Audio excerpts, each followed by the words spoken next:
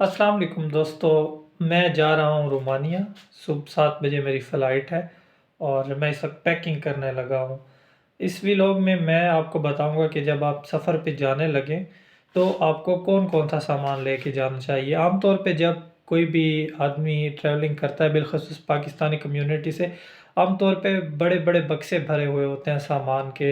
ऐसा नहीं करना चाहिए, अपने सफ़र को बिल्कुल सादा और पुरसकून रखना चाहिए और सिर्फ वो चीज़ें साथ लेके जानी चाहिए जिनकी ज़रूरत हो। तो इस वीडियो में मैं आपसे शेयर करने लगा हूँ कि मैं अपना बैग पैक कैसे बनाता हूँ और उसमें कौन कौन सा सामान साथ रखता हूँ। आइए देखते हैं। जी तो दोस्तों, सबसे पहले आप अपना पासपोर्ट अपने साथ कैरी करें और इसे मत भूलें। अब आप में से बहुत से लोग ये सोचेंगे कि पासपोर्ट कौन भूलता है, लेकिन जब हम यूरोप के अंदर ट्रैवल करते हैं, शेंजन जो स्टेट्स हैं, जो कंट्रीज़ हैं, जैसे हंगरी से मैं अगर ऑस्ट्रिया जाऊं तो बाई प्लेन अगर जाऊंगा तो ज़ाहिर है एयरलाइन चेक करेगी कि मेरे पास वैलिड डॉक्यूमेंट्स हैं या नहीं है। लेकिन बाज़ औक़ात ऐसे होता है कि जब आप बाय लैंड बॉर्डर क्रॉस करते हैं तो उसमें बाज़ जगहों पे बॉर्डर पुलिस चेक नहीं करती। जब मैं पहली बार हंगरी से स्लोवाकिया गया था तो किसी ने मेरे कोई डॉक्यूमेंट्स चेक नहीं किए थे। तो अगली बार जब मैं स्लोवाकिया जाने लगा तो मैं पासपोर्ट, मतलब मुझे याद था लेकिन मैंने नहीं लिया कि पिछली बार भी मैं सेम रूट से गया था तो कोई चेकिंग नहीं थी। लेकिन जब मैं दूसरी बार गया तो उन्होंने मुझसे पूछा कि मेरा पासपोर्ट कहाँ है, और मैंने कहा कि मैं पासपोर्ट नहीं लाया अपने साथ, तो उन्होंने मुझे रिफ्यूज़ कर दिया कि बगैर पासपोर्ट के आप बॉर्डर कंट्रोल नहीं कर सकते। तो सबसे पहले ये जो आपका आपका पासपोर्ट है वो साथ कैरी करना है। और अगर आप किसी ऐसे कंट्री में जा रहे हैं जहाँ वीज़ा ज़रूरी है तो आप इंश्योर करें कि आपके पास वैलिड वीज़ा मौजूद है। और अगर आपको ऑन अराइवल वीज़ा मिलता है तो उसकी जो कंडीशन है आप उसे भी फिल करें। और मैं चूँकि यूरोप में रहता हूँ तो यहाँ पे मेरे पास ये रेजिडेंस परमिट है और इसकी बेस पे मैं पूरे यूरोपीय यूनियन में ट्रैवल कर सकता हूँ। हाँ, जो मैं अब जा रहा हूँ हंगरी से रोमानिया, और रोमानिया है नॉन शेंजन स्टेट। ये यूरोपीय यूनियन का हिस्सा तो है लेकिन ये शेंजन जोन में नहीं आता। इसका मतलब है कि जब मैं अब ट्रैवल करूँगा मैं इंटरनेशनली ट्रैवल कर रहा हूँ, ये डोमेस्टिक फ़्लाइट नहीं होगी। और मेरे पासपोर्ट में भी स्टैंप लगेगी कि मैंने शेंजन जोन लीव कर दिया है, एग्ज़िट हो गया हूँ। और इस रेजिडेंस परमिट की बेस पे मुझे रोमानिया में एंट्री मिलेगी। लेकिन अगर किसी ने पाकिस्तान से आना है तो वो नहीं आ सकते अनलेस कि उनके पास वीज़ा हो। लेकिन मेरे पास चूँकि रेजिडेंस परमिट मौजूद है तो अब मुझे वीज़ा की ज़रूरत नहीं है, चाहे मेरे पास पाकिस्तानी पासपोर्ट ही क्यों ना हो। तो ये सबसे पहली चीज़ है। नंबर 2, आपका लैपटॉप, ये बहुत ज़रूरी है।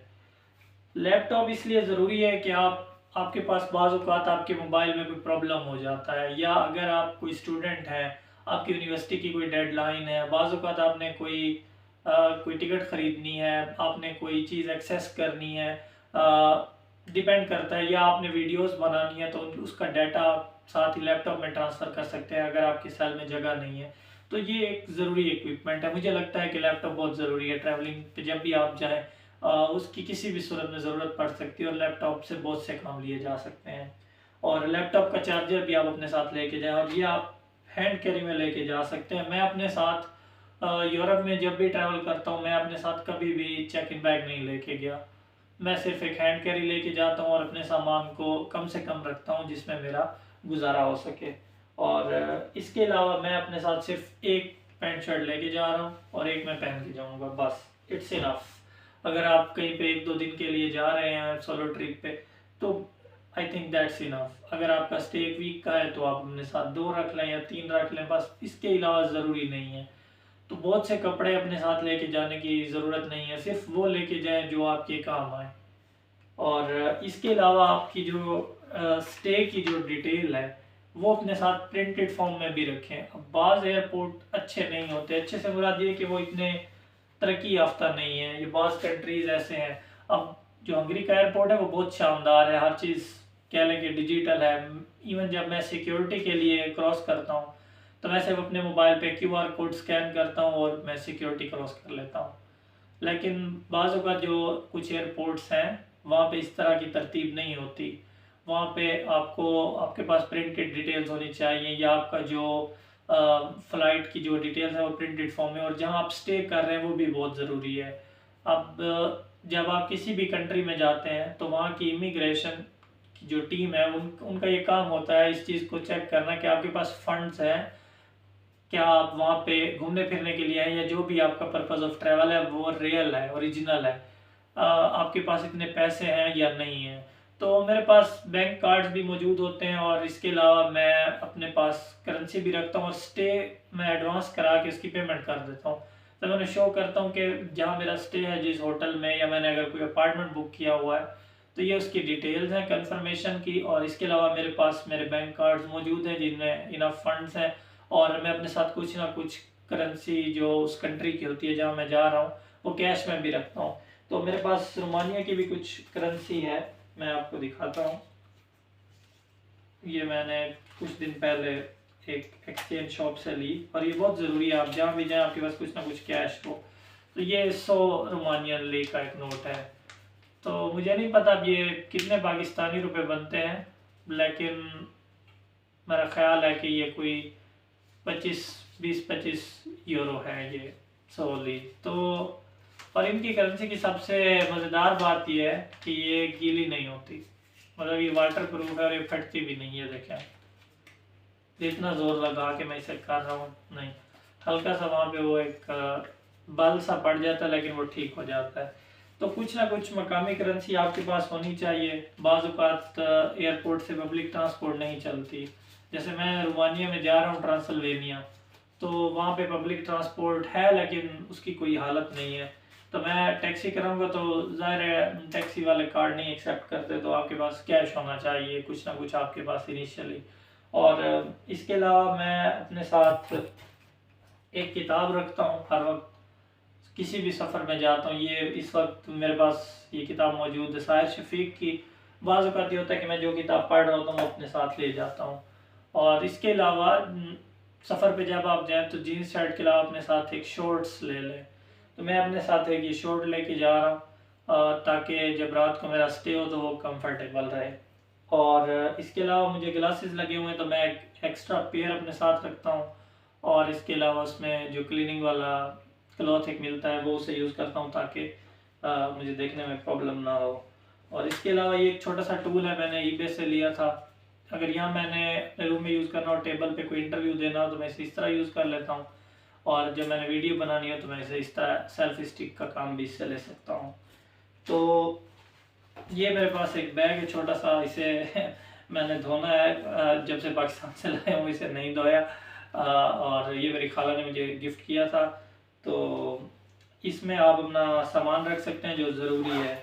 अब मेरा ये बटुआ है जिसमें मेरे बैंक कार्ड और बाकी डॉक्यूमेंट है, और ये मेरा पासपोर्ट और ये मेरा रेजिडेंस परमिट, ये मैं इसमें रखूँगा क्योंकि ये अहम डॉक्यूमेंट्स हैं। इनमें से कोई भी डॉक्यूमेंट आगे पीछे हुआ तो मेरी एंट्री रिफ्यूज़ हो जाएगी।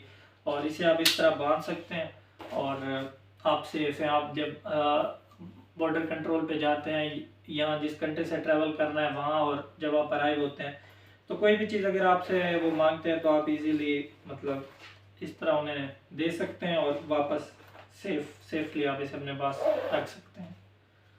तो यही चीज़ें हैं जो मैं अपने साथ लेके जा रहा हूँ। इसके अलावा एक टूथब्रश होगा, और इसके अलावा मैं अपने साथ कोई चीज़ नहीं लेके जाऊँगा क्योंकि मैं अपने सामान को कम से कम रखता हूँ ताकि मुझे कैरी करने में प्रॉब्लम ना हो। मैं जो जहाँ जा रहा हूँ उसे उस शहर को पैदल एक्सप्लोर करूँ, जितनी भी उसके मेन स्पॉट हैं, और मैं मुझे प्रॉब्लम ना हो। इसकी मेन रीज़न ये है। दूसरा, अगर आपके पास बहुत ज़्यादा सामान है तो एयरलाइन की पॉलिसी होती है 7 किलोग्राम या बाज़ का 10 किलोग्राम की आपको इजाज़त होती है जो आपका हैंड कैरी होता है, तो उसे भी आपको देखना पड़ता है।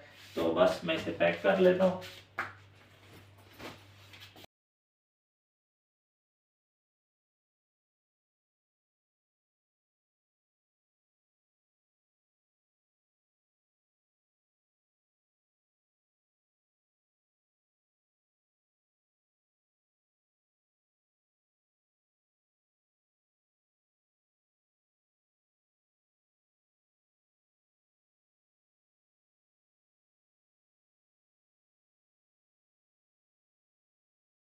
हाँ, एक चीज़ मैं दिखाना भूल गया, ये एक